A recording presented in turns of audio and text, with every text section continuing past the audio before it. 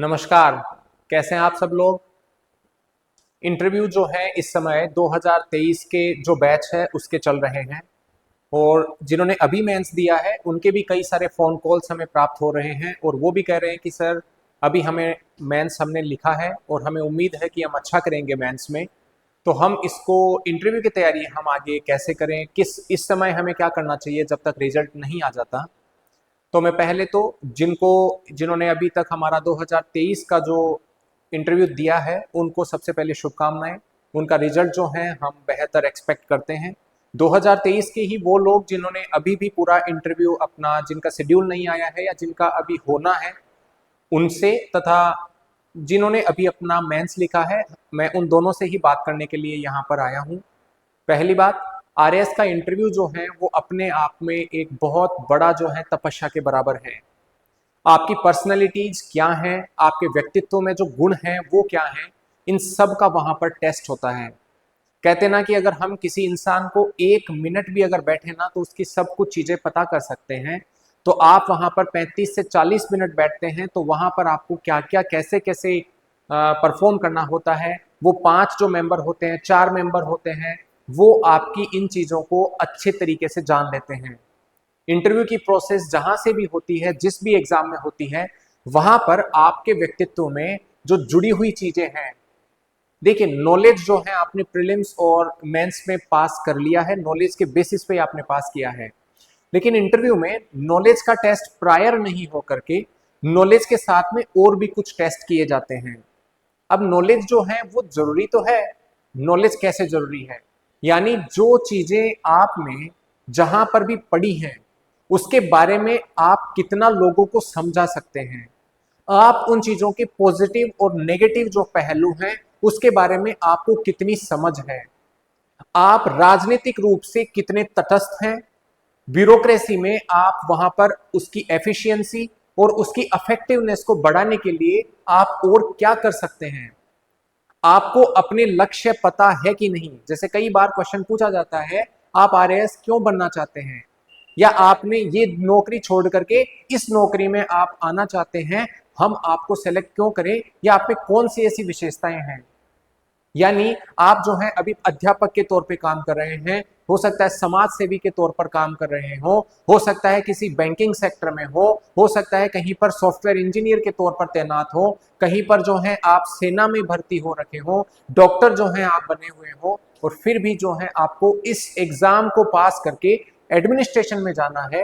तो उन चीजों को आपको कैसे, या क्या आपके गोल हैं, क्यों बनना चाहते हैं, उसकी क्लैरिटी आपको पूरी तरीके से रखनी है। समाज में कई सारे ऐसे क्वेश्चन आते हैं, तो हम इन चीजों को कैसे डील करें, इसी के लिए जो है मैं आपसे बात करने के लिए आया हूं। तो जब हम बात करते हैं what kind of knowledge is tested in interview, यानी कैसा नॉलेज है जिसका टेस्ट किया जाता है।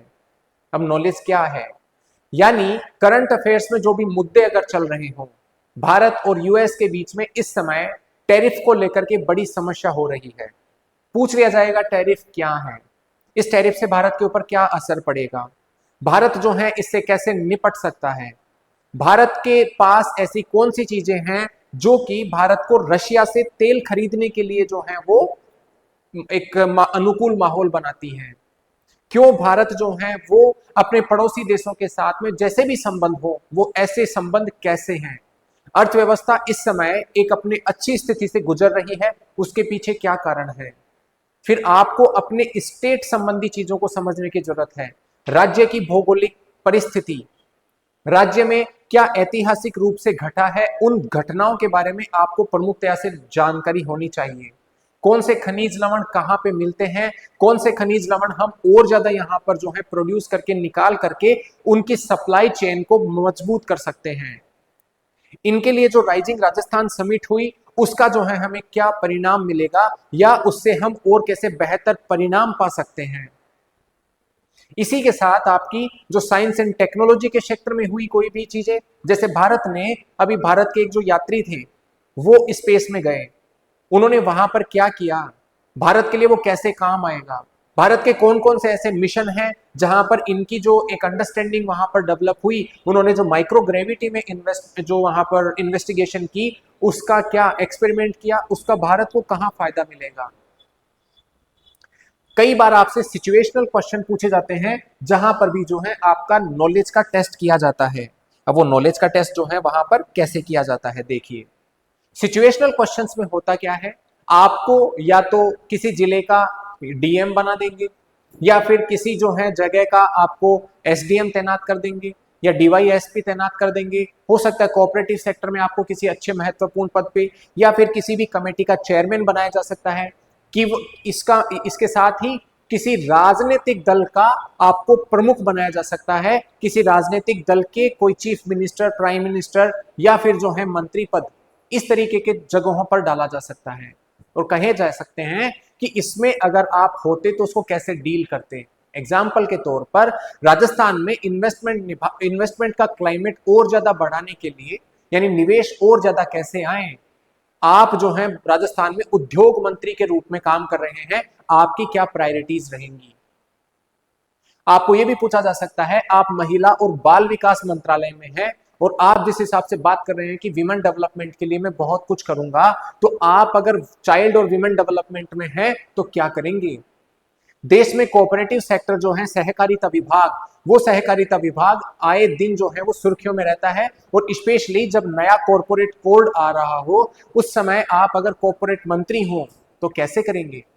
यानी ये सब चीजें जो हैं आपको अपने सिचुएशन के हिसाब से उनकी रेस्पॉन्सिबिलिटी समझनी चाहिए। यानी कि एसडीएम के क्या उत्तरदायित्व होते हैं, मंत्री जो हैं उनको क्या क्या करना होता है, डायरेक्टोरेट और सेक्रेटेरिएट में क्या फर्क होता है, इन चीजों का नॉलेज जो है वो आपको होना चाहिए, जो कि आपको मेंस एग्जामिनेशन में पूरी तरीके से आपने ग्रहण किया है।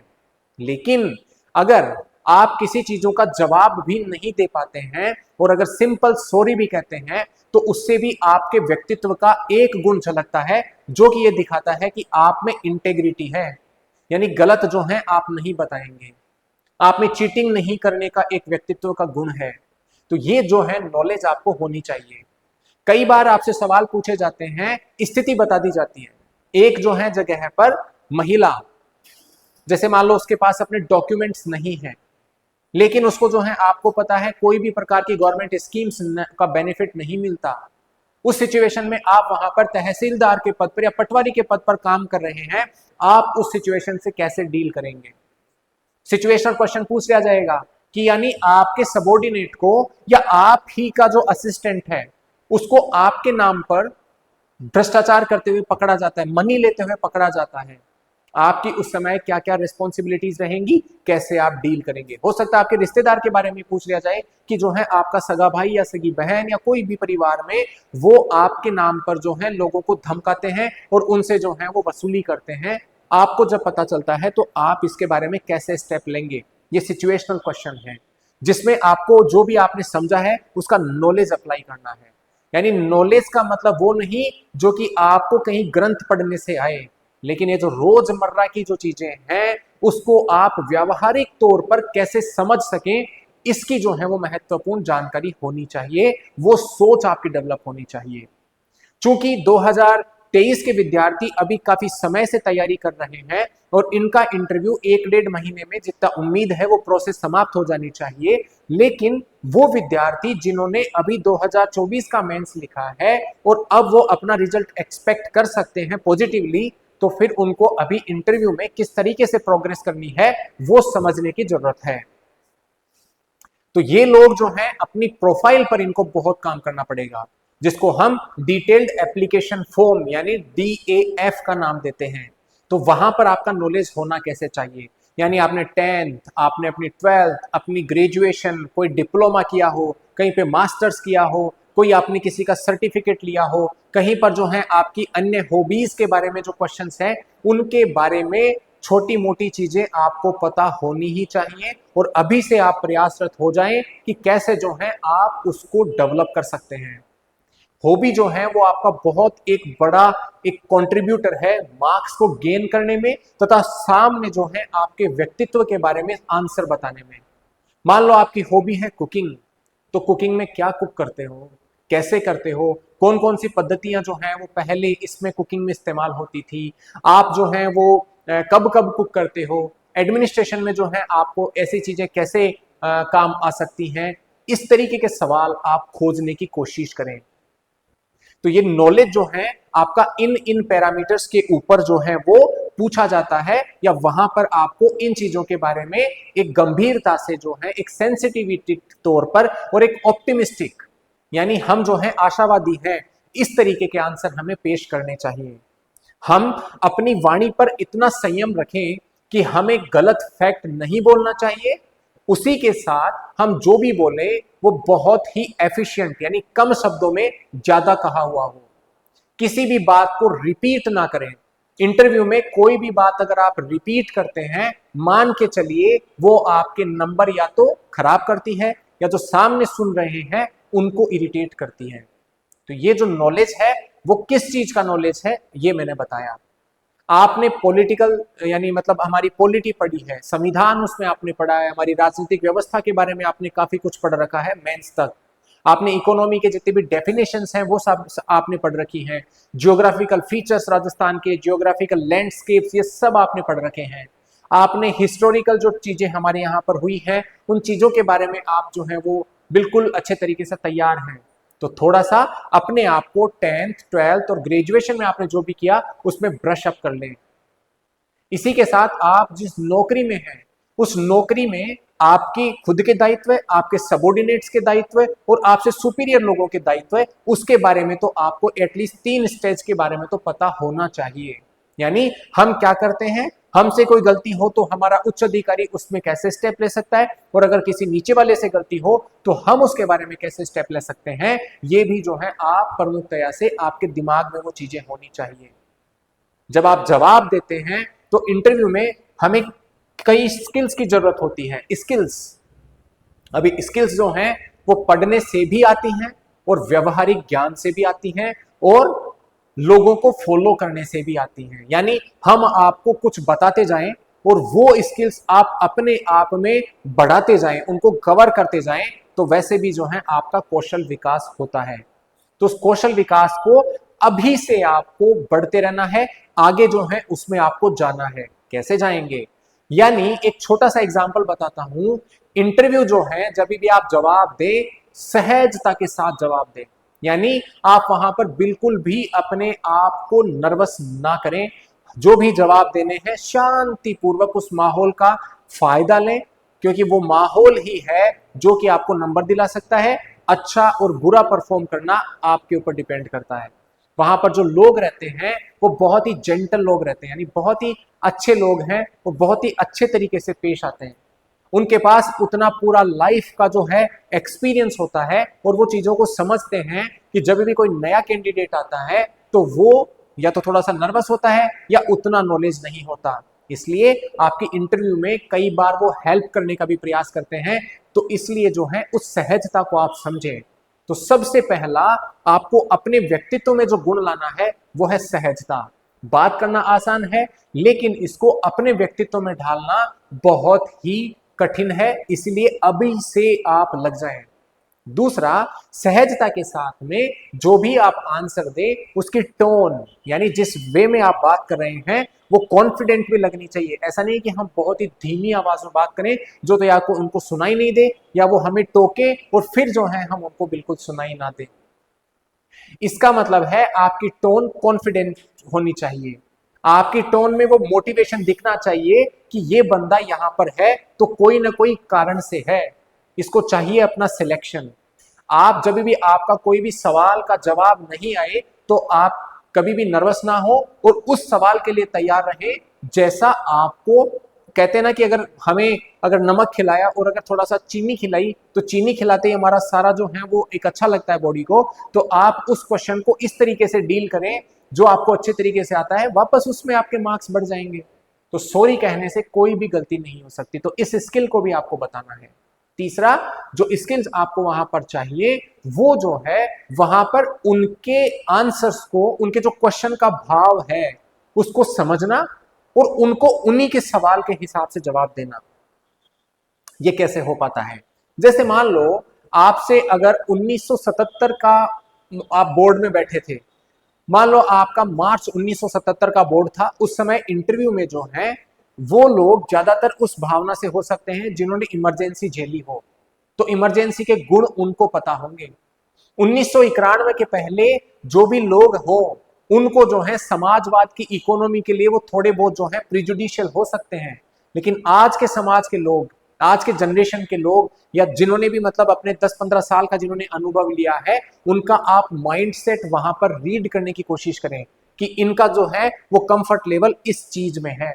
तो थोड़ा सा अपने आंसर्स को उस तरीके से समेटने की कोशिश करें। कभी भी उनके ऊपर बोलना, उनके किसी तथ्य को गलत ठहराना, झूठे तथ्य पेश करना, आप में चाहे भले कितना भी नॉलेज क्यों ना हो, ये सब आपके इंटरव्यू में डाउन करने वाली चीजें हैं। तो जब हम बात करते हैं ना कि क्या नहीं करना चाहिए, तो उसमें सबसे बड़ा जो गुण है वो ये है, आपको नहीं करना चाहिए वो अवगुण ये है कि आप ज्यादा ना बोलें, आप उनके ऊपर ना बोलें, आप कोई भी झूठ ना बोलें, आप जब भी बैठे सहजता के अलावा नर्वसनेस आप न दिखाएं अपने चेहरे पर। नहीं तो वो जो प्रशासनिक जो आती है रिस्पॉन्सिबिलिटीज, प्रशासनिक जो आप उन चीजों से दबते हैं, उस बोझ से दबते हैं, वो पहले समझ लिया जाएगा कि आप में वो झेलने की क्षमता नहीं है। तो स्किल्स जो रिक्वायर्ड है वो मैंने आपको बताई। अब हम आपके लिए क्या प्रयासरत हैं, देखिए हमने जब भी आपकी ये जो अभी जो 2023 के जो इंटरव्यू हो रहे हैं उसकी जब भी डेट अनाउंस हुई थी, उससे पहले हमने एक हमारे टेलीग्राम चैनल पर एक सीरीज स्टार्ट करी थी, और उस सीरीज में हम रोजाना जो भी आपके लिए मुद्दे इंपॉर्टेंट हैं, polity, economy, geography, environment, society, law and ethics, इन सब से जो भी आपके महत्वपूर्ण मुद्दे हैं, उनमें आपको इंटरव्यू के कैसे डायमेंशन पूछे जा सकते हैं, उससे रिलेटेड हमने सवाल बनाए, और उसी का जवाब जो है हम आपको रोजाना उसमें वो टेलीकास्ट में देते हैं। यह एक ऑडियो लेक्चर की सीरीज है जिसमें उस समय जब आपकी डेट अनाउंस हुई थी 2023 के इंटरव्यू की, अब तक हमने 380 से ज्यादा टॉपिक्स कवर किए हैं। वो 380 से ज्यादा टॉपिक आपको, मान लो जैसे एनफोर्समेंट डायरेक्टोरेट ने जो है किसी भी उद्योगपति के साथ कोई एक्शन किया, अब उसका ईडी का क्या पावर है, कब उसका संगठन हुआ, क्या जो है इसके राजनीतिक केसेस में राजनीतिकरण है, या इसकी कन्विक्शन रेट क्यों कम है, किस किस तरीके के जो है ये लुकआउट नोटिस देती है, राजस्थान में जो है इसने किस किस तरीके के मतलब नोटिस किन किन को दिए हैं, ईडी और सीबीआई में क्या फर्क है, मनी लॉन्ड्रिंग के में जो है वो ईडी की क्या रेस्पॉन्सिबिलिटीज है। तो एक टॉपिक को हमने इस तरीके से जो मैंने एग्जांपल बताया ऐसे कवर करने के बारे में जो है हमने वो सीरीज चलाई, जो कि अब तक हमने 380 से ज्यादा टॉपिक कवर किए हैं। इसका हमारे कई सारे स्टूडेंट्स ने फायदा उठाया है, और हमारा जो RAS जंक्शन का जो टेलीग्राम चैनल है उस पे जो है हमने ये सीरीज रोजाना की रोजाना डालना स्टार्ट किया है। अब ये सीरीज हमने ऑडियो में क्यों डाली है उसका भी मैं बता देता हूं, क्योंकि जब आप PDF फॉर्मेट में पढ़ते हो ना, तो आप केवल मेंस की तैयारी के लिए पढ़ रहे हो, लेकिन उसको अगर हम बोल करके उसको सहजता से कैसे पेश करें, उस क्वेश्चन के विभिन्न विभिन्न डायमेंशंस के बारे में, उस क्वेश्चन के काउंटर क्वेश्चंस, ये ज्यादातर PDF में न हो करके उस ऑडियो सीरीज में ही हो सकते हैं। इसलिए मैं उन बच्चों को भी कहना चाहूंगा जिनके अभी इंटरव्यू इस 2023 बैच में जिन्होंने मेंस पास किया है और इंटरव्यू नहीं हुए हैं, आज ही हमारा टेलीग्राम चैनल ज्वाइन करें और अपने इंटरव्यू की तैयारी आगे बढ़ाएं। इसी चैनल के इसी मतलब प्रोग्राम के साथ में हमने 2 1-on-1 के मॉक सेशंस भी रखे हैं। 1-on-1 के मॉक सेशंस का मतलब है आपके जो हम आपको टेस्ट तो करते ही हैं हर सवाल हर डायमेंशन से, उसमें हम आपको आपके जो डाउट्स हैं उनको भी कैसे आप सोल्व करें, उस डाउट को एज ए मतलब कहते हैं ना इंटरव्यू एक्सपर्ट के तौर पर आपसे क्या उम्मीद की जाती है, उस तरीके के जवाब हम आपको बताने की कोशिश करते हैं। तो बहुत सारे स्टूडेंट जो हमारे साथ में 1-on-1 के सेशंस में मॉक सेशंस में आते हैं, वो कम से कम नहीं तो 15-20 सवाल लिख करके हमारे पास लाते हैं जिनका जवाब उनको कहीं नहीं मिलता, और हम उनको बताने की कोशिश करते हैं। तो ये पहल जो है वो आपकी स्किल्स, आपके कौशल को बढ़ाने के लिए है। अब वो बच्चे जिन्होंने अभी अपना जो है वो मेंस लिखा है, लेकिन जिनको उम्मीद है कि हम मेंस क्लियर कर जाएंगे, वो बच्चों के लिए मैं कहूंगा कि आप हमारा ये जो टेलीग्राम चैनल है उसको ज्वाइन कर लें, उसको ज्वाइन करते हुए आप अपनी रोजाना के रोजाना आधा पौन घंटा उन टॉपिक्स के ऊपर गुजारें, तो जब आपका रिजल्ट आएगा तब तक आप मोस्टली चीजों को समझ चुके होंगे या उस सिचुएशन में आप ढल चुके होंगे। जैसे मटका जो है उसको धीरे धीरे धीरे धीरे हम उस शेप में लाते हैं और बाद में वो एकदम से मटका बन करके तैयार हो जाता है। तो उसी तरीके से आप भी उसी शेप में आ जाओगे जब तक आपका रिजल्ट आएगा, और उसके बाद में आपको मॉक इंटरव्यू देने हैं और करंट अफेयर्स पे वर्क करना है और बहुत कुछ आपका तब तक क्लियर हो चुका होगा। इसलिए मैं उन स्टूडेंट से भी अपील करूंगा जिन्होंने मेंस का 2024 का एग्जाम लिखा है और अपना रिजल्ट पॉजिटिव मान रहे हैं, वो हमारे टेलीग्राम चैनल पर फ्री में इस कंटेंट को पा सकते हैं।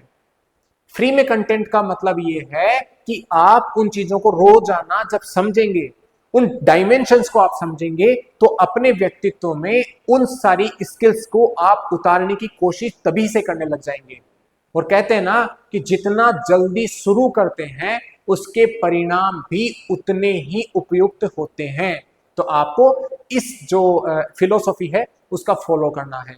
हम ये जो सवाल हैं, हम उसमें जो टॉपिक्स कवर करते हैं, मल्टीपल बैकग्राउंड्स हैं, पॉलिटी, जुडिशरी के क्वेश्चंस, आपके मतलब दैनिक दिनचर्या के क्वेश्चंस, कई बार हॉबी में किसी की जो है कोई और चीज आई उसके बारे में, उसके इकोनॉमी के फील्ड के बारे में, इंटरनेशनल रिलेशंस के बारे में, एथिक्स के बारे में, सिचुएशनल क्वेश्चंस के बारे में, रोजमर्रा में जो सोसाइटल इश्यूज हमारे सामने आते हैं, साइबर फ्रॉड, इंटरनेट की दुनिया में क्या हो रहा है, आर्टिफिशियल इंटेलिजेंस की दुनिया में क्या हो रहा है, इन सब के बारे में हम रोजाना उस ऑडियो लेक्चर में लेके आते हैं। इसलिए मैं उम्मीद करूंगा कि जो भी बच्चे अभी हमारे मेंस के प्रोग्राम में, जिन्होंने 2024 का मेंस लिखा है और अपना रिजल्ट जो है वो एक्सपेक्ट कर रहे हैं, राजस्थान के किसी भी कोने में आप बैठे हो, आप वो 15,000 से 18,000 स्टूडेंट जो भी हो, आप हमारे इस प्रोग्राम में अपने आप को ज्वाइन करें, और जब आपका फाइनल सिलेक्शन हो तब आपको जो है एक अच्छा लगेगा कि हाँ, हमारा तो इतना सारा सब कुछ तैयार हो चुका।